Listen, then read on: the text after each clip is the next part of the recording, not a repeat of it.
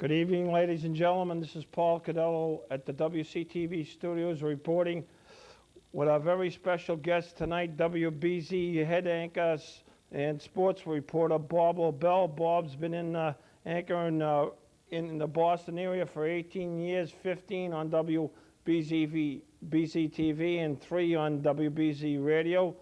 Bob is like the senior sportscaster in the Boston area, and he took over Don Gillis's place. And Bob, in between 6 and 11 telecasts, Bob's made it down to Wilmington to do this live special telecast. Bob, welcome to Wilmington and welcome to be a guest on the Sports Forum. Thanks, Paul. The only thing between me and Gillis, I don't have a bowling show. But, thanks. It's great to be here. I appreciate being asked. Thanks. Okay, Bob and I met at the Celtics rookie training camp, and Bob says, be persistent. I won't get mad at you. You've been Call. persistent. And we've been persistent. Call about every week. And we worked on it for 6 months, but he's a very busy guy, and he really made time to come out. I was holding out for that big money, Paul. Okay, Bob, why don't we get right into it, Bob? The Red Sox come in with a winning record, and they fire Kevin Kennedy, and Kevin Kennedy's following the place of Joe Morgan. Two guys with winning records. The Red Sox get rid of him, and what's your assessment? I know you've been around the ballpark. What happened with the Red Sox? Well, I think it was apparently a move that had to be made. I think Kevin Kennedy and Dan Duquette did not see eye to eye on a lot of things, and it'll teach you one lesson. You better get along with the boss. And Duquette's running the show. I have a great deal of confidence in Dan Duquette, and he felt there was some ingredient with that ball club last summer that was missing. One of those ingredients was passion. He felt that Kevin Kennedy was not an on-field instructor. He wants a manager that can instruct these kids. Now, you think when these guys get to the major leagues, they should know how to play baseball, but the reality is that because they're rushed now into the major leagues so quickly, they have such little minor league experience, a lot of these guys come here and really don't know how to play. And he needs and wants an on-field manager / instructor, and Kevin Kennedy was none of those things. So I give Duquette credit. He made a mistake. He admitted he made a mistake by hiring Kevin Kennedy, and he corrected the mistake by firing Kevin Kennedy. So on they go.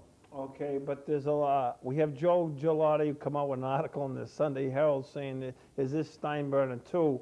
I mean, how do you feel like that? You feel is he a power-stricken man, or is he just made a mistake and he corrected it? I don't think he's I don't know what that power-stricken thing is all about. I think he doesn't own the ball club. I think he has one thing in mind, and I think he has the same thing in mind as you and I and the rest of the New England sports fans and Red Sox fans have in mind, and that is to produce a winning and championship team. And I think he's going to do whatever he can to do that, whether it's hiring and firing people or running 55 players through here every year. I don't think it matters. I think he's dedicated to building a winning team, and that's it. I think ego-wise, I don't think he wants anything or cares anything about that at all. I disagree with Gigliotti in that comment about the George Steinbrenner. Okay, comparison. Bob. The Red Sox have always been near the top and trying to get to the top, but articles have come out. They can't go back down the bottom because this town won't accept it and rebuild. What's your philosophy? What are you thinking of? Can we have it both ways, or do we have to go back and rebuild? They don't have to rebuild. They don't have to rebuild. They're close to winning it. Duquette thinks and thought he had a better team than Baltimore last year. No, they don't have to rebuild. They need a couple of people in a couple of places, and they're a lot closer than a lot of people think. I know I sound like a public relations guy to Dan Duquette, and I'm not, but the reality is that they don't have to rebuild. They're a lot closer to winning than people think. Okay, Will McDonough come out with an article 2 weeks ago on Saturday about the difference about the payrolls, and the two top teams in the World Series, New York and Atlanta, and Bob come off the sports wire at 0-0 on the bottom of the first, right off the wire. But the difference in payrolls, the Red Sox 42 to 44 million, Atlanta 62, and the Yankees at 65 million. Now to the fans, we don't want to see Fenway Park go, but now you see the need for a new baseball stadium. Well, let me tell you the way I feel about that. I don't want to see Fenway Park go either, but last year when I was out to Cleveland in the playoffs covering the Red Sox and Indians, like most other media people in Boston, and I took one look at Jacobs Field, I can tell you this, if you brought Jacobs Field from Cleveland and sat it right down in the middle of Boston, you wouldn't hear one more complaint about not having Fenway Park. It's that spectacular of a facility, and it's the same with Camden Yards. Now, when they rebuild the stadium here in Boston, they are going to rebuild it in the mold of Fenway Park. It may not be exactly the same, but they are going to rebuild it with basic Fenway Park ambiance in mind. They're not going to build a riverfront or a three-river stadium, so I'm not worried about that. But a new facility will create generate the revenues that are going to be necessary to compete. It's no accident that Atlanta and New York have these payrolls and they're both in the World Series. And this isn't an accident. In both New York and Atlanta, they have Atlanta's on the Superstation, and the Yankees have that MSG outstanding cable contract, and their revenues, are so unbelievable before the other baseball. That's exactly right. They're just generating revenues, and the Red Sox are kind of almost a small market town now, based upon those other. But that's all going to change when that new ballpark, if and when it comes. It's going to come, not if it comes, but when it comes. Okay. Do you think? Do you see the ownership changing with John Harrington being like almost a trustee for the team, and you see a change in ownership for the Red Sox in the next 3 years? Well, baseball is kind of like a lawless operation right now. Realistically, trusteeships are not to be allowed in baseball, but since nobody's running baseball, since there is no hierarchy of law and order in baseball, Harrington can kind of hang around as long as he wants, and who wouldn't want to be in that position? He doesn't have 1 cent of his money in there, and he's kind of like the president of the Red Sox, so he's in a great position. And eventually, I think you're right. I think eventually the team will be sold, but what eventually means, I don't know. Harrington might keep it for another 10 years. I definitely think he'll keep it till they get to a new stadium. Okay. Do you feel it's going to be just? Obviously, the Red Sox says they've come out and said they can build a stadium, with their own financing. All they're looking for is really the land and the help from the city or the state to come up with the land to build a new stadium. Is that your take on it? Or? Yeah, I think that they want to have a partnership with the city to some degree. I think Bob Kraft wants to have some kind of a partnership with the city. Boston and its facilities are well behind a lot of these other communities, and I think there has to be a public-private partnership in all these endeavors to make it work. And I think the Red Sox, that's my take on it, and I think that's the same thing's going to happen with the Patriots and Kraft. All right, Bob. We're right in the middle of the World Series. We're watching it before we came on the show, and the Yankees came back and tied it up 2-2.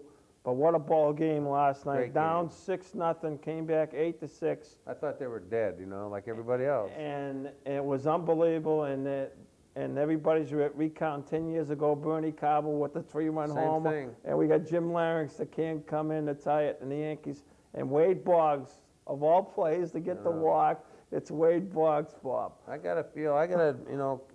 said on the Channel 4 earlier tonight that confession is good for the soul. I was actually rooting for the Yankees last night, and I was actually happy that Wade Boggs was the guy that got that walk, and I don't know why. I felt good about it for some strange reason. I think it was really ironic. Wade Boggs, who is like the ultimate selfish ball player, ended up being a hero by not playing the whole game, by being the last player picked, by taking a walk for the team. Wade Boggs became a hero by being the ultimate team player and ironically, he's the ultimate selfish player. I thought that irony shouldn't be lost. And not for nothing, but I think a lot of people are rooting for Joe Torre. He has over 4,000 ball games as a major league manager and player, and he got fired out of Atlanta after a winning team in St. Louis. And they think his time has come. Well, there aren't any real villains on the Yankees that there used to be. Yeah. There isn't that kind of, just the fans. I think the Yankee fans are still the villains, but the team is one to be. They're an exciting and interesting team to watch. And you're right, Joe Torre, Don Zimmer. I've always been a big Zimmer fan. So right, I agree. I guess I hate to say I'm rooting for him, but let him go 7 games and then we'll see what happens. Well, you commented before we came on about the Atlanta pitching staff, but we haven't seen one the pitching staff like that. I can't think the old Baltimore Orioles with the 420 game Right. winners, and this is only the second team that has that. Well, I think the Cleveland Indians back in 1954, it was long before you were born, Paul, but they had Wynn and Feller and Garcia and Bob Lemon. Those were four great starters, and they had a great bullpen. And that's a team that won 111 games that set a major league record, and of course they lost 4 straight to the Giants in the World Series. But this staff is remarkable. Now, the problem with the staff, as you saw last night, is middle relief. So that's why guys like Smoltz, but you got Smoltz now. The Yankees have to beat Smoltz, Maddox, and Glavine all over again, and it ain't gonna happen. I don't think. And you talk about Maddox. You think the Chicago Cubs really ruled the day to letting him go? I don't think they wanted to let him go. I just think it was a money thing. The Yankees almost got him. You know, he was almost a New York Yankee. Yeah. And But, he's really proved his weight and go. And, typical of the Red Sox, we just got the wrong Maddox. That's all. And it's like we left the wrong team left town. The Red Sox are the ones that should have left town. The Braves should have stayed here. But that's another story for another time. Okay, in the second part of our show, after about 9 o'clock, we're going to have phone-ins from our sports fanatics out there in TV land in Wilmington. And please call 658-7888, 658-7888. That's the phone number to get in and have some of your sports questions for Bob when you call in, and I'm sure he'll be glad to answer them. Bob, why don't we go right over to the Patriots. Bill Parcells, you really you commented you like the way he does things, and he seems like getting the players and really everybody focused that this is the key stretch of games for the Patriots, and the defense showed up against the Colts, and whatever then they made the turnovers and the Patriots recovered and they scored. Well, let's not. The Colts were horrible that Sunday. I think that was one thing. We'll see what happens Sunday night against Buffalo. I think it's a real. Obviously, I'm not going out on a limb by saying it's a key game, but it's a huge game. I think they'll beat Buffalo Sunday night. I think they'll beat Miami the second time around, and then we'll see. I think they're in good shape. I think I'm optimistic about that. Were you surprised about the pickup of Keith Byers? You know what? No, because I think it's like Marion. He's like Marion Butts. I think he's like Parcells. Didn't get what he wanted out of Marion Butts, and now has Keith Byers. He's kind of got the same build and everything else. And I think one of the things about Keith Byers is that he just came out of a Miami program. He knows the Miami program intimately. He's going to really help him in that Miami game. And you know what? He might help him against Buffalo, but where he's really going to come in handy is that he's going to help them prepare for Miami, and that's going to be a huge game for them. So the value of Keith Byers is a lot more than just him spelling Sam Gash and playing tight end. Right. The value for him is that he was a Dolphin, and he knows what their system is from the inside. He's going to be a real key for them. Okay, and this week, Jimmy Johnson versus Jerry Jones, and that's great. The featured game in the NFL this week. It should be, yeah. It should be. And the hype's already started today to come out with a couple of shots against each other. It's great. I don't know what happens. It always seems like the schedule produces these great matchups. It'll be fascinating, But Jimmy Johnson, in one way, I guess you hate the Cowboys, but you'd love to see the Cowboys beat the Dolphins for obvious reasons. Yeah. So it'll be a good, fascinating, interesting matchup. Okay, do you feel Bill Parcells will be the Patriot coach after the season? I do not. I think that Bill Parcells will not be the Patriot coach after the season. Yeah. But you got to remember, my track record on being right and wrong is heavily weighted on the wrong side. So. Well, Ed Harding from Channel 5 Sports has said the exact same thing to us on previous recordings. Oh, then it must be true then. So Ed says if Ed said it must be true, Paul. He thinks he's not coming back either. So well, then I feel much better about that prediction. So your brothers believe in your predictions here. Well, I think he and Kraft, I think it's kind of like one of those. There's a wedge between them? Well, I think the relationship is what it is, and I think they'll both be better off if they go their separate ways. Well, how do you think? I think he's been great. My personal opinion for the Patriots, he's really got them straightened out. And one thing you look at, not many people talk about, but their injuries. Johnny Parker's done a tremendous job. Right. The Patriots, the least missing players from games by injury-wise. I think a lot of it has to do with playing on real grass and practicing on real grass. But I agree with you. There's no question about that. Parcells has been great. He and Bledsoe, and Kraft have been the three marquee names that have really revitalized pro football in New England, and I give Parcells total credit for that. And you've been through it through the Sullivans and Victor Kayem. You've seen everything that come down the pike. Everything that come down the pike. And Rod now, Rust, yeah, Raymond Berry. yeah, right. And now the Patriots on the season ticket only basis. And look how the pro football is, really gone over in New England. Done great. I mean, and I'd like to see them get a new facility. I happen to think that in partnership, in private and public partnership, that something should be worked out.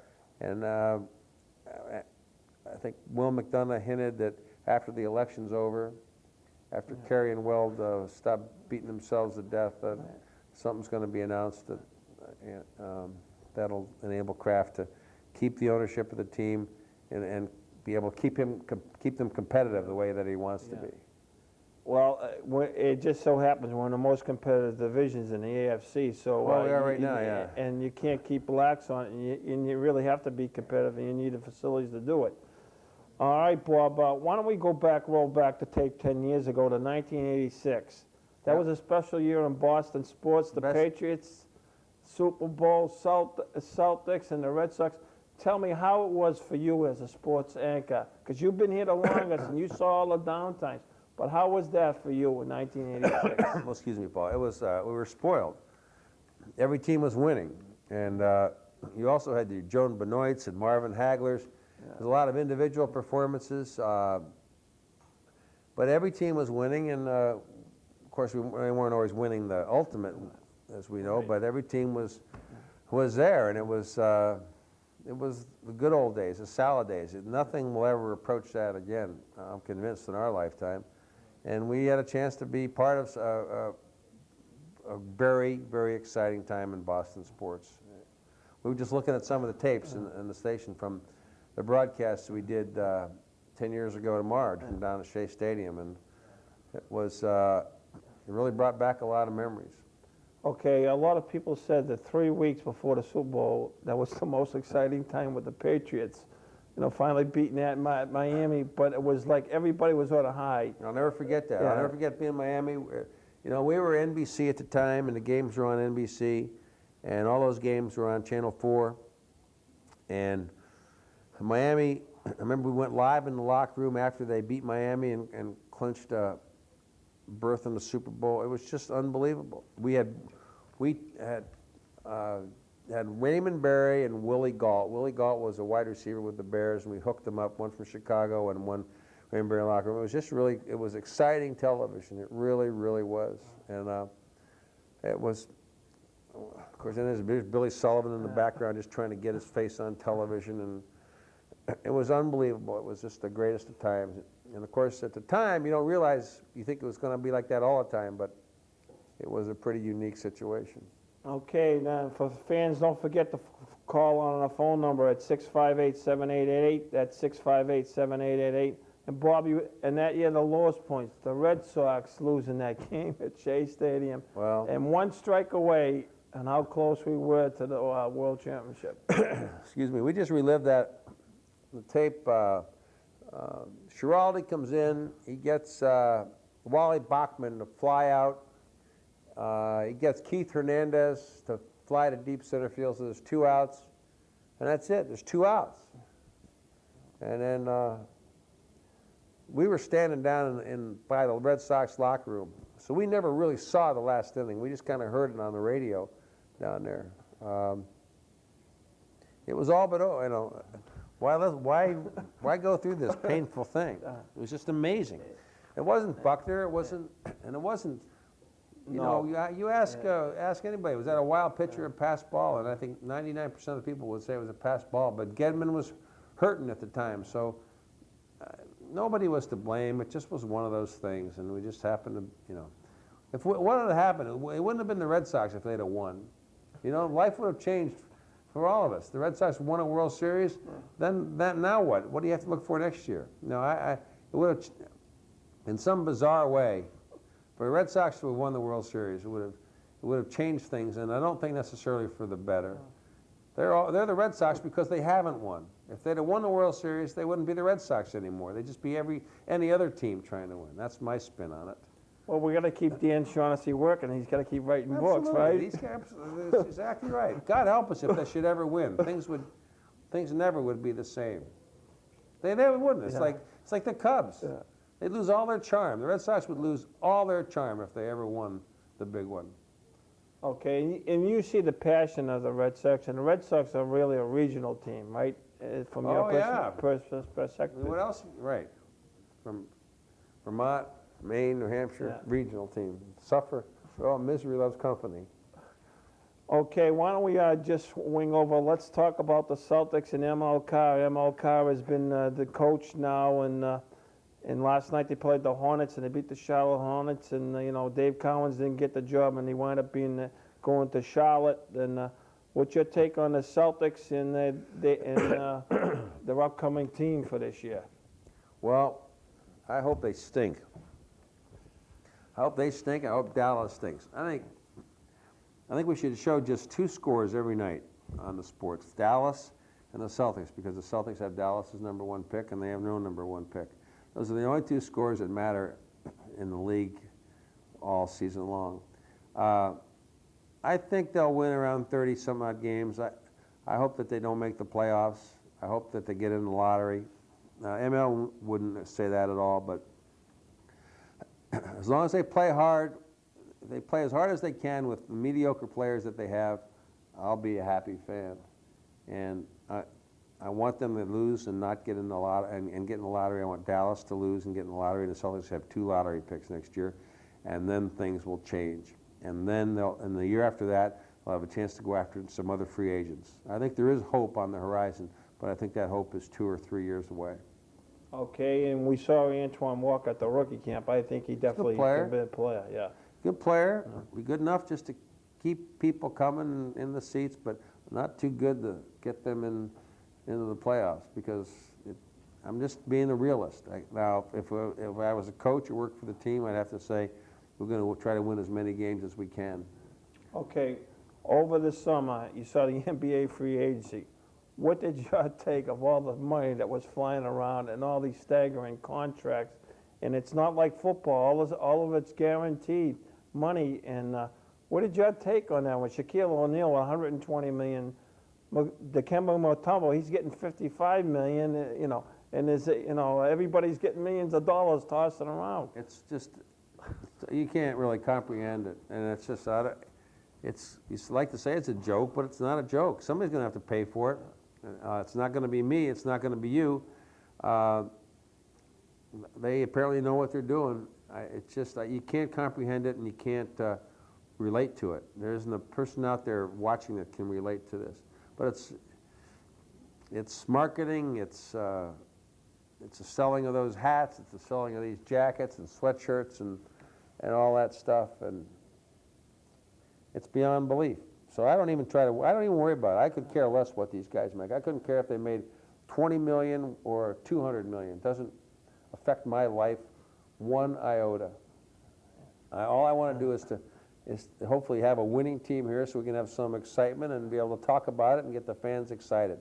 That's really the only world that I am interested in living in and working in, where you have people excited about what you're talking about what they're seeing on the field or on the court. Okay, we heard from Larry Bird over the summer, and they say he might actively get more involved with the Celtics and move back up here to I don't believe it. Boston, but he's having a good time down in Florida on the golf course, right? Absolutely. Why does he want to come up here and involved with this mess? He can talk is cheap, and that's fine. What's he going to do? Coach? He's not going to coach. I do think ML will coach this year, and I think he'll get out of it at the end of this year. I think that I would love to see him get out of it and bring Patino in and give Patino a lot of control. But we'll see what happens. Unlike my fellow compatriots in the media, like Bob Ryan, I think ML has done a pretty good job and has a plan and knows what he's doing.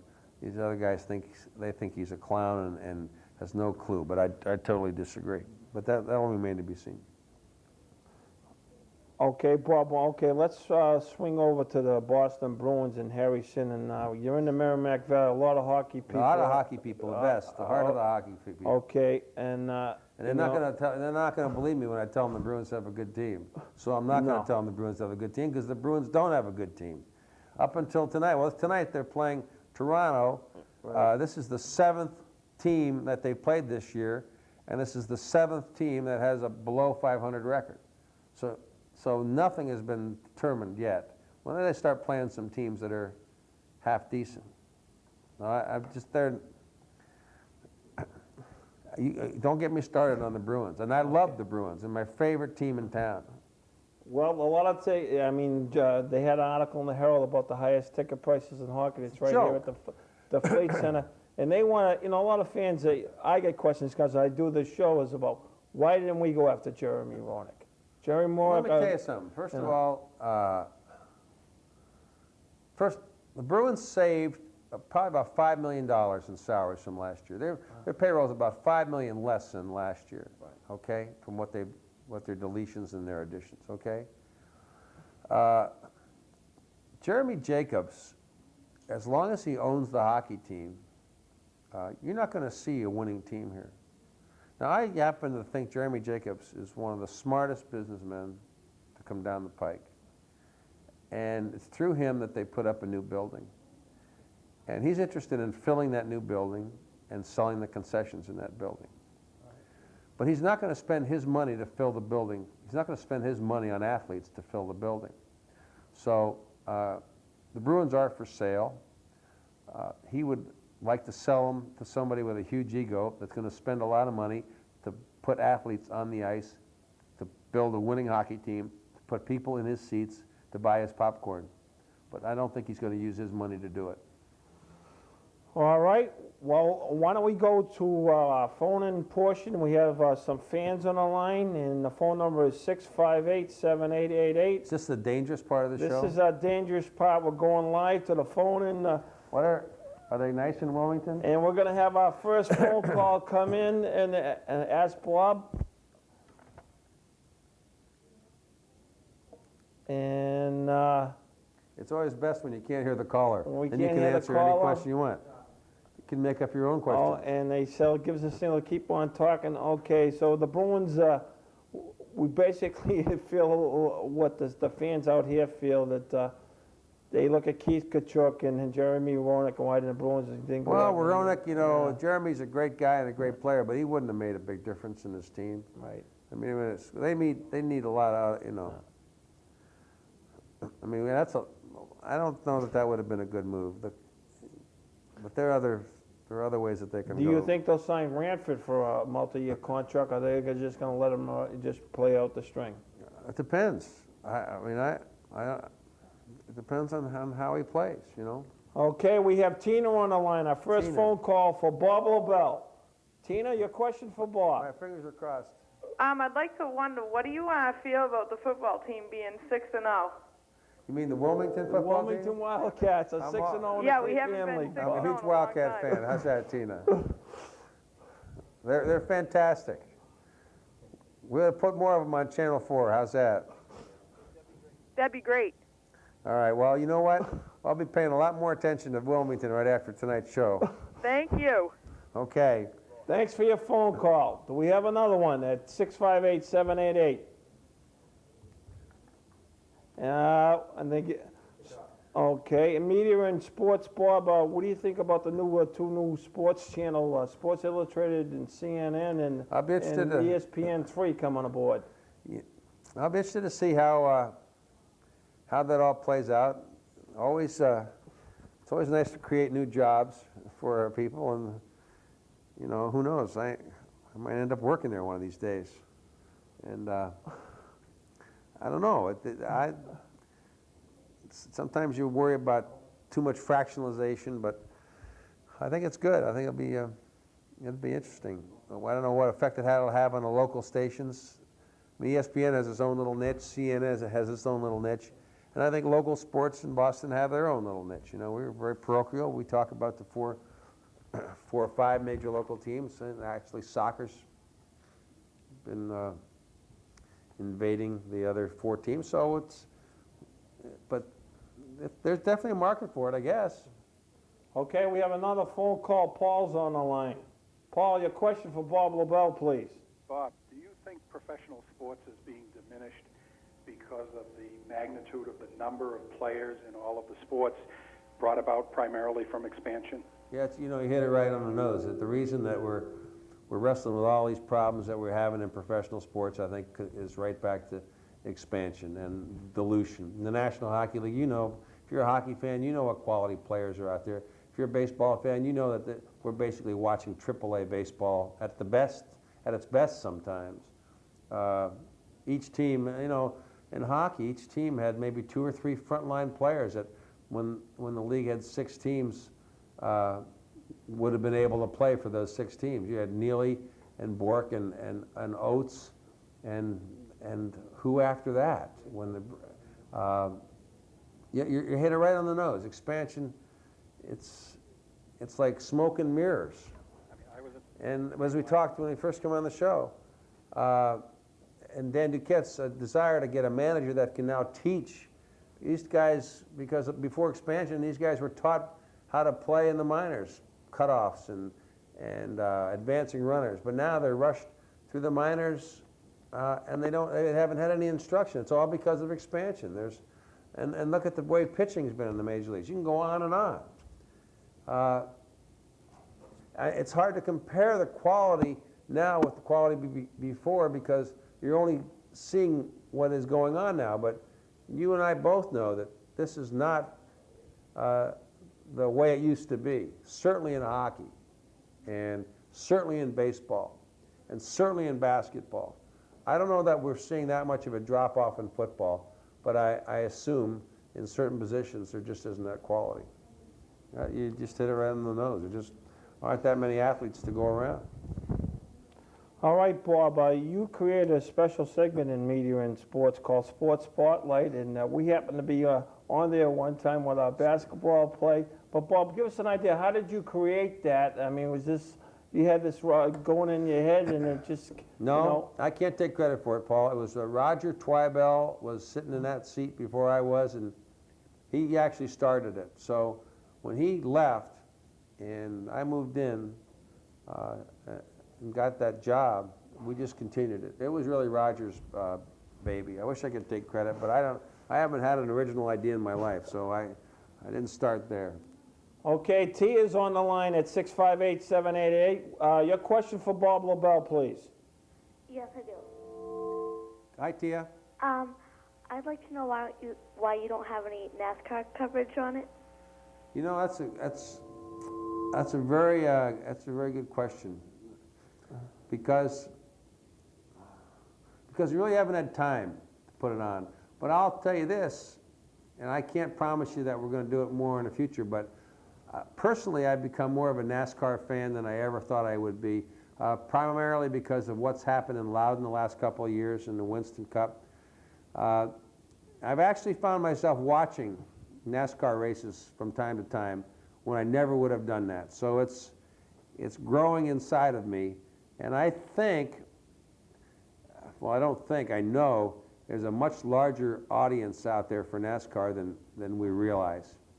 As a matter of fact, I just heard the other day on the radio that NASCAR is coming out with its whole line of auto products and perfumes, and the NASCAR name itself is becoming big. And you're right, I think we're missing the boat. We're missing the boat both with NASCAR and with soccer.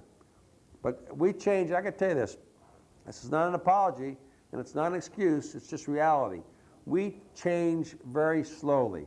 We're so used to putting Red Sox, Bruins, Celtics and Patriots highlights on the air and dealing with those 4 major teams that any other incursion like NASCAR or soccer, it's a slow process. I mean, we really have to re-educate ourselves to realize that people really do want to see these things, even if we ourselves don't, because we weren't brought up on NASCAR or on soccer. So there. All right, our next caller is Mike. Mike, do you have a question for Bob Lobel, please? Yes, I do.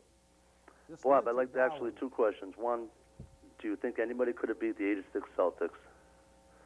And two, what do you think is going to happen with Roger Clemens this year? Two very good questions. Well, I'm very parochial. I think the '86 Celtics were as good a team as anybody. I don't believe that the Chicago Bulls of today could have beaten the '86 Celtics. I mean, but that's my parochialism coming through. Wouldn't it have been great if we could have had a chance to see them play, the Bulls and the Celtics? But no, I'll stick with those Scott Wedman-led Celtics of 1986, and that whole team with Walton. I mean, he happened to be one of my all-time favorite players. So that's that. Let's stick with the '86 Celtics and get on to Roger Clemens. I think he'll be back. I do. And I think it'll be a good thing. I think the Red Sox know that even though he may not win, I really doubt that he'll ever win 20 games again in a season. But I think he'll be back, and I think he'll be an immense help to a young pitching staff. And I think the Red Sox realize that his value. He'll go along, win 10, 11, 12, maybe 15 games max. But I think he'll be back personally. Okay, Bob, why don't we go to our next call? It's Shauna on the line, and your question for Bob Lobel. These calls are just pouring in. Do you set these calls up? Do you tell these people to call? I told him to call as much as you can here. Shauna, you on the line? Yeah, hi. Hi. I have a question, and it doesn't pertain to sports. Good.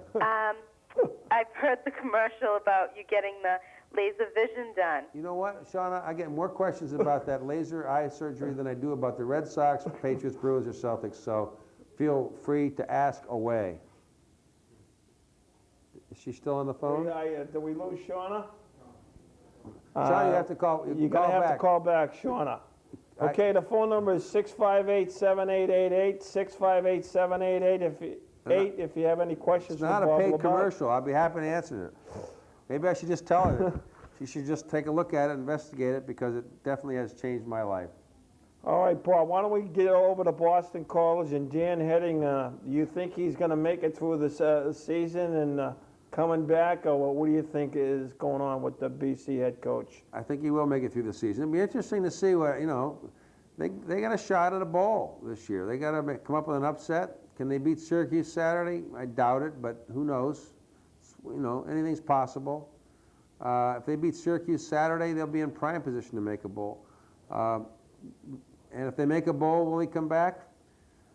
It remains to be seen. I'm not sure, Paul, what kind of a contract situation he's under. This is his last year or what? Yeah.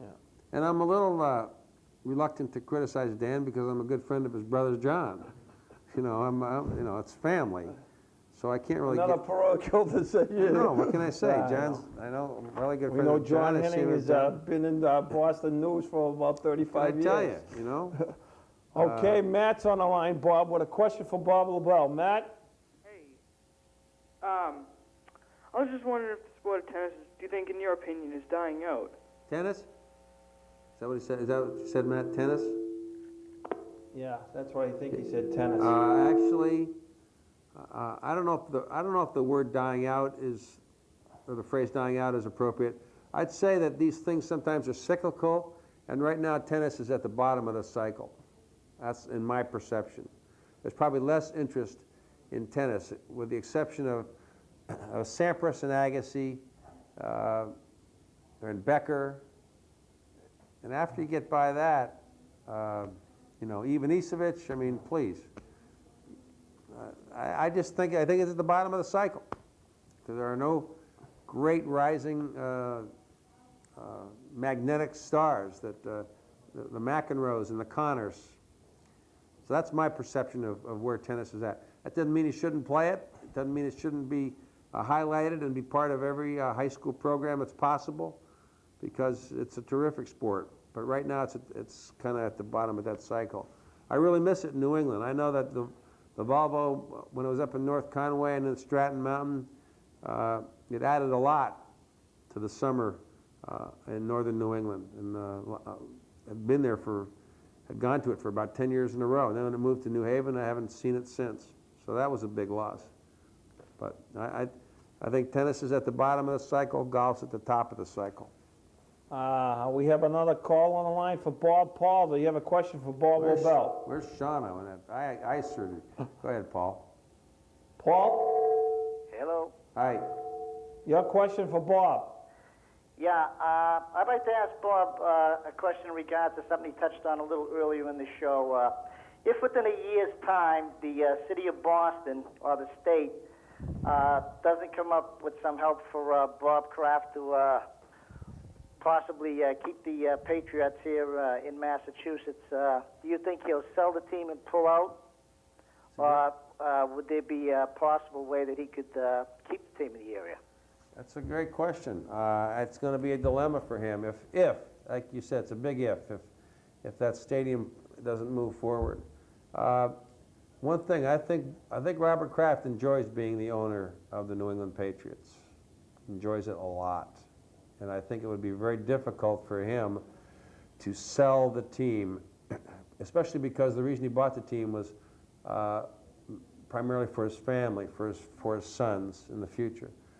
So I think that he would like to keep ownership of the team, but to be financially viable and competitive, it wouldn't surprise me that if he might move them out of Massachusetts to something, perhaps even down at Foxwoods, which I've heard, or down to Hartford or something. Not out of New England, but I think he would still maintain ownership. And I don't think he would be quite the villain that Jim Orthwein or Victor Kiam rather would have been if that happens. I think people would understand that, look, if they're not going to build them a stadium, the economics of the 1990s and the years 2000 in the National Football League demand luxury boxes and a new facility. And to be competitive, you got to have it. And if you can't get it here, he's got to find it somewhere else. And I couldn't hold him responsible for moving the team if that were the case, personally. But I think he'd like to stay on as ownership of the team because I think he likes it. Okay, we have another call on the line named Charlie, and your question for Bob Lobel. Hi, Bob. Hi, Charlie. Do you know these people, Paul? I don't know any of them. We have a lot of friends tomorrow at CVS when I go get something, I All think. right, Charlie, go right ahead, buddy. I heard you mention golf, and I remember a couple of years ago seeing you on the news telling a story about your hole-in-one. I wonder if you'd share that with us again. Oh, I'd be happy. I'm never ashamed to talk about that. It is a good story. I mean, it is better. It wasn't like I just hit the ball and it went in the cup. I was at Neshotic. It was the 17th hole in Neshotic Country Club in Concord, where I belong. And the 17th hole, if you're familiar with it, if you've been out there to watch the seniors, is water. It's about 100 from the men's tees, the regular tees, not the blue tees, but the regular whites. That day was playing 158 yards, and it was kind of downwind, and I hit a 7-iron. I sculled a 7-iron. Actually, didn't hit it. I sculled it, and it skipped off the water. One skip off the water and up on the green and rolled in the hole. That was September 17th, 1991.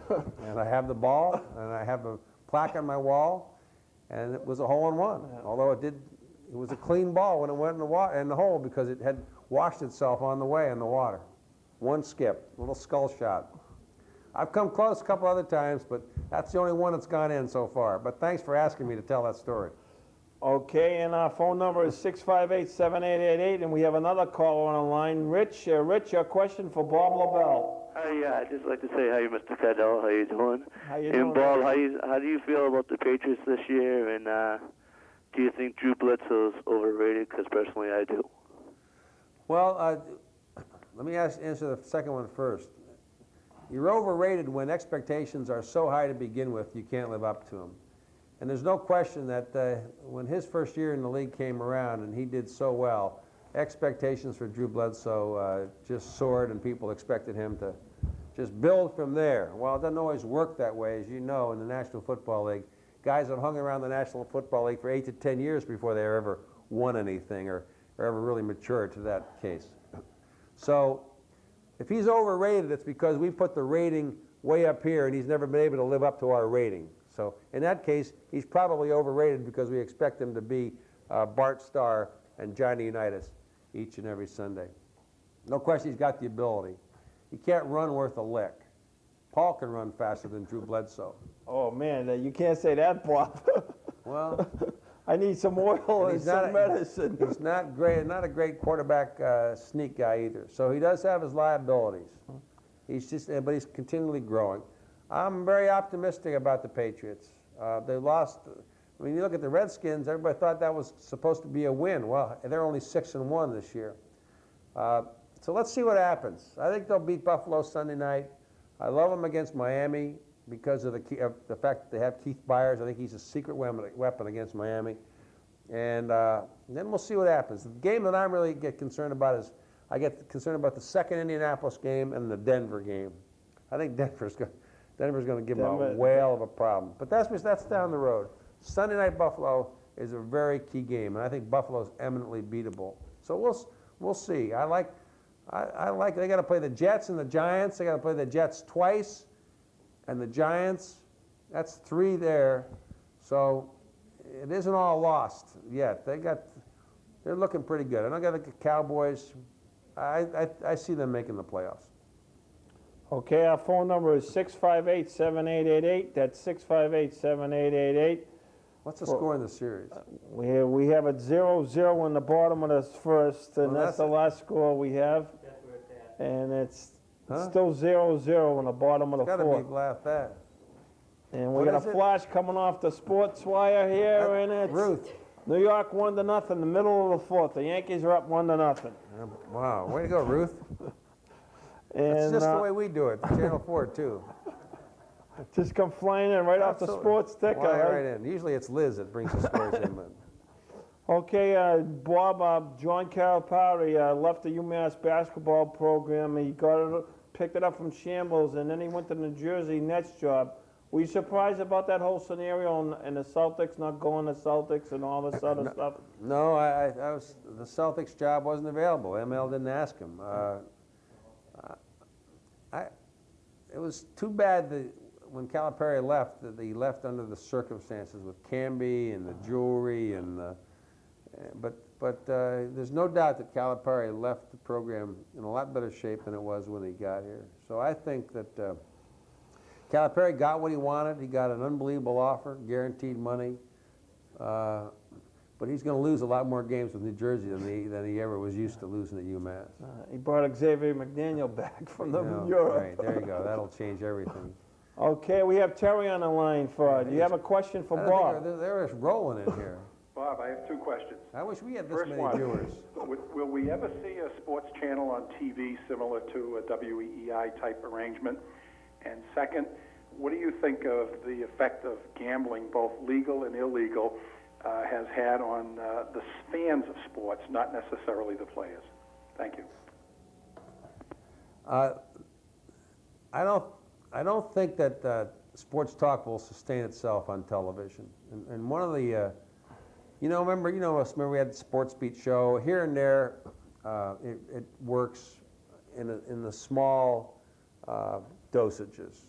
Okay, if you got a constant, steady stream, I think the audience would be extremely limited. I think one of the reasons it works on radio is because radio is a much more imaginative medium, and you are forced to interact with what you hear on the radio by placing yourself in that room with Callahan and Ryan and Shaughnessy and Ordway and Eddie and Dale. So it's a much more, believe it or not, interactive medium than television is. Television is just so vapid. It's just, here I am sitting here. You can't, and you're sitting there. So that's all the interaction we have. On radio, you can actually put yourself in the room. Here, you know you're not in the room. There's too much of a reality check on television.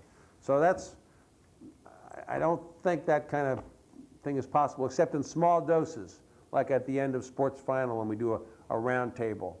Or here at Paul, community access in Wilmington, when you can talk about local issues and the local teams and everything else. That's a little different, but small doses, not around the clock at 24 hours. Okay. The second question, gambling. That's what it was about. Right. You know what? I don't bet. I know that sounds like, how can you believe that? But I don't. I don't bet because I'm not smart enough. And I'm probably the only person. I know Newmeyer bets. Newmeyer is a horse player. He's one of the best horse players in America. And he has won thousands, thousands of dollars betting on the horses. And now, does he bet football? Maybe a little here and there. Do a lot of guys in my office bet football? Some of them do. Producer Alan Miller usually bets, but I don't, not heavy, and I never have, so I don't know. So for me, it's not a matter, gambling is not the reason that I watch. But I may be in the minority. I think in pro football, one of the magic attractions of pro football is that it's one, made for television, and two, made for gambling. And those are the two reasons, two of the primary reasons that pro football is enjoying the enormous success that it has in the 1990s. Now, gambling in basketball and hockey and baseball, I have no clue as to Paul, you tell me. Huh? It's all about these new sports lines at Sportsbook in Vegas. And you tell me, I'm just not into that. Now, yeah. Eddie Edelman is into that, and I understand. I think you can gain valuable information because these guys make sports a science because it's their business. You can get valuable information by talking to them, but as far as I don't put my money where my mouth is, because I'm not that smart. You know, I have other recreations. I gamble when I play golf, in a minor way, but that's it. All right, we have another call on the line at 658-7888. And Paul, do you have a question for Bob Lobel? Yes. With the cost to go to a professional sporting event now, absolutely going right up through the rafters, do you think more and more families will gear themselves to going to college sporting events? I hope so. I hope more and more families will gear themselves to do other things together. I think that the day is long come and gone where families can plan a family event around a sporting event, Major League, more than once or twice a year. You're right. It's prohibitive, and it's a corporate entity. Going to a Bruins game, going to a Celtics game is a corporate entity. That's not the case with the Red Sox. I think you can still plan a family event around going to a Red Sox game. If you go to a Patriots game, I'm not sure I would plan a family event around going to a Patriots game for other reasons other than cost. But going to a Bruins and Celtics game, it's much more of a corporate event. I hope there's other ways that families can find, maybe fly fishing or canoeing or doing a lot of other things now that soccer or whatever are becoming family-oriented events. But baseball, you can still do it in baseball, but I don't think you can do it in basketball and in hockey. In football, like I said, and I'm repeating myself, there are other reasons not to go as a family to a football game. And those other reasons primarily are the people that you're going to be sitting around. Okay, Would you Bob. agree with that? Yes, I do. And we have your namesake here. Bob's on the line at 658-7888. Calling myself. Bob, do you have a question for Bob Lobel? Yeah, I do. How are you, buddy? How you doing? Good. Hey, how many hamburgers did you eat today? You know, that's I knew it was going to come one of these calls. It was only a matter of time. Was he talking to you or to me? He's probably talking to both of us, Bob. Well, you know, if I was Bob, it's a typical Bob caller. All right, Bob, well, why don't we talk about your hole-in-one in golf? Well, let me get your opinion about Tiger Woods. I'm showing this 20 years old, just coming off the Walt Disney World Championship Classic there, and Tiger Woods left Stanford after a sophomore year and going right in for the amateur title, right into the pro ranks, and he's like tearing it up. He's got a little testing today. I saw him throw a couple clubs today. Well, there's a way of throwing clubs. You can just kind of throw clubs down like that. You can throw clubs. He kind of, punished his putter a little bit today. So I think he's starting to feel his own self-expectations a little more than he was. He's not as calm and cool and collected as he was. But, he's phenomenal story, phenomenal. Okay, we have Sean on the line. Do we have another call on here, Sean? Hello? Is this another hamburger call? Yeah, I'd just like to bring it back for the Red Sox for a second. And seeing if Sattler was coming up next year at second, what do you think the Red Sox infield would look like next year? Well, I don't know if Sattler's going to be ready, but it's kind of an interesting prospect to think that Vaughn at first, maybe not next year, but in 2 or 3 years, Sattler at second, Garciaparra at short, and Valentin at third. What that does to Tim Nearing, I don't know. Can you make Tim Nearing a right fielder? Can you make him a left fielder? Will Valentin still be here? And do you keep Nearing at third base? These are Duquette decisions, but I think these are interesting questions. I know one thing for sure, Vaughn will be at first and Garcia-Parra will be at short. What happens at second and third, it remains to be seen.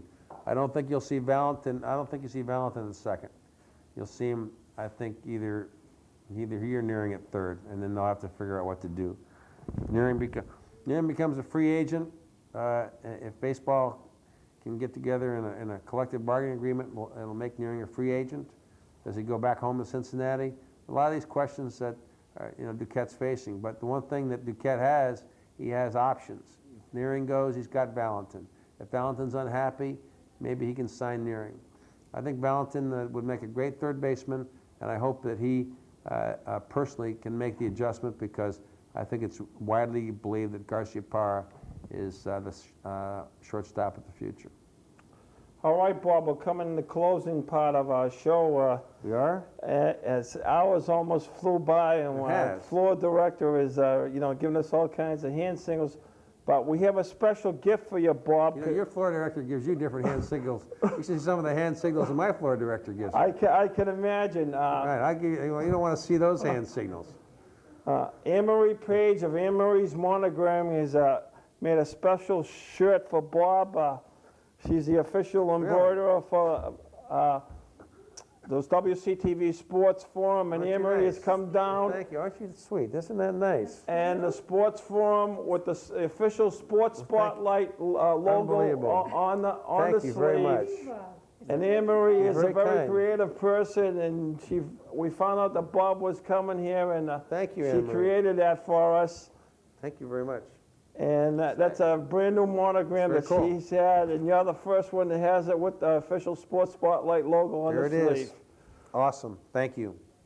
And I really want to thank Anne-Marie, who has been a terrific sponsor of our show for our guest. And I can't believe the number of calls you got. That's just, I mean, I can believe it, but I just, you got the Bruins on the world. You got a lot of friends out there you're told to call tonight, so good for you, except that one guy called about the hamburgers. Well, we expected that. I thought we were going to have Bob. Okay, we have a couple more minutes to go, and why don't we just go down my list, and the NFL and the money of the TV contracts, Bob, and we're hearing about Fox with the unbelievable things. Now we're hearing, I picked up a media guy that CBS might come back with a Sunday night game. Would that be the greatest? And get you back with football again, Bob. That'd be the greatest. It'd be the greatest thing for, I'd love that. It'd be great for CBS, it'd be great for Channel 4, it'd be great for our sports final show Sunday night coming out of a football game. I could take that. That'd be good. I'll keep my fingers crossed. And a quick thing on BC basketball, Daniel Abrams are definitely NBA draft pick, the first 10, you think? I don't know. I think so. It's hard to tell. I'm excited about them. They could have a good year. They could make the tournament without too many problems. That'd be nice for Jimmy O'Brien. Okay. Did you go to the BC UMass game last year at the Fleet Center? You know what? I was out of town. I understand that was probably the best. That was the best. It was the best event at the Fleet Center last year. I did not. I was out of town. It was standing room only. It was really great for college basketball in New England. Let's a quick thing about the Olympics. What's your take on the Olympics? How commercial it's gotten? I'm glad it's over. It was, it was kind of a fascinating viewing for the summer. I watched a few things, mainly, the track, the same popular stuff. The swimming I didn't get into too much, but it was. I wasn't a big gymnastics fan. I just had a hard time seeing those kids. The intensity. It made me uncomfortable, but that's all. I'm probably in the minority there. A lot of guts, a lot of courage, and it's always an exciting thing to see, but I'm always glad to see when it's over too. So. All right, Bob. Well, thanks for having me. I can't believe this hours flew by. We got a ton of phone calls, and 6 months' work has really paid off. And when we got you down, and I met you down there at the Celtics rookie camp, and I really appreciate for what you've done for WCTV and the Sports Forum. and our fabulous crew tonight. I want to thank Chris Cassidy, Dave Gauthier, our special guest from WBC Sports, Bob Lobel. Thank you. Director is Dave Gauthier and Chris Cassidy. The audio was Ron Bucheri. The phones were Sandra Curtin and Cheryl Soderquist. Camera is W.A. Martin and Tim Smith. Our floor manager is Don Lear. The graphics are Sean Neville. And all the callers out there in WCTV, everybody says, do you watch public access? It's kind of a great thing to have where you can produce your show, and we've started for anything to get the show on. And Bob, hopefully Bob can get Steve Burton to come on, and Alice Cook with a Woman in Sports feature coming in, and we're going to try to get Mike Lynch to come on with the next coming months, and Gene Levanchi from Channel 7, and get their perspective, because they're in the trenches. They're meeting all the famous athletes, and they know what they have a job to do and go through everything. Bob, it's... Tell me when you get those guys in. I'll call in and ask them how many hamburgers they had that night.